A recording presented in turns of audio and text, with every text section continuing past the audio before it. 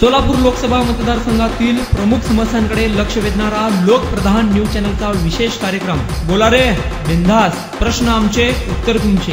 आम्ही येत आहोत तुमच्या परिसरात, तुम्ही तयार आहात ना? बोला रे बिंदास।